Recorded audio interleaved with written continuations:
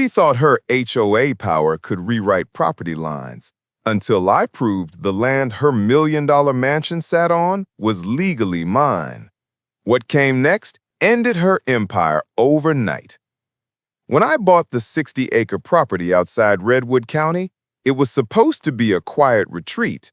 No neighbors, no noise, just me and the trees. But one morning, I heard the sound of bulldozers echoing through the hills. I followed the noise and froze. At the edge of my property, construction crews were pouring the foundation for a mansion. I asked the foreman who authorized it. "HOA President, Miss Carla Devine," he said casually. "She owns this section."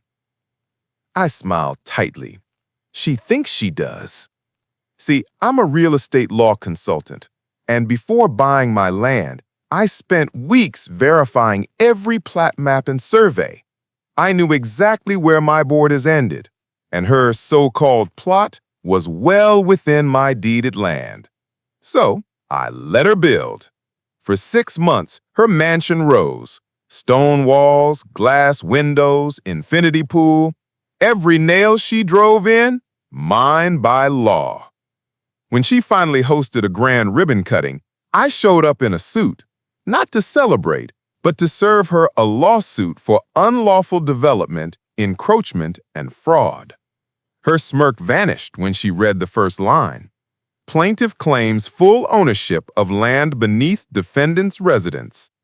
Her lawyers tried every trick, zoning appeals, boundary disputes, even intimidation, but the records were ironclad.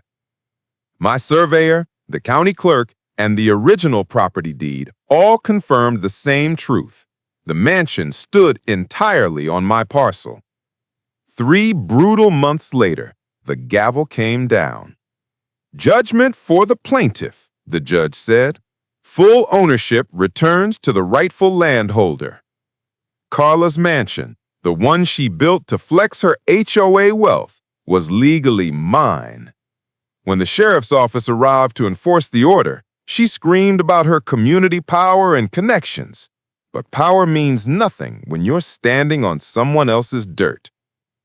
I sold the mansion a month later.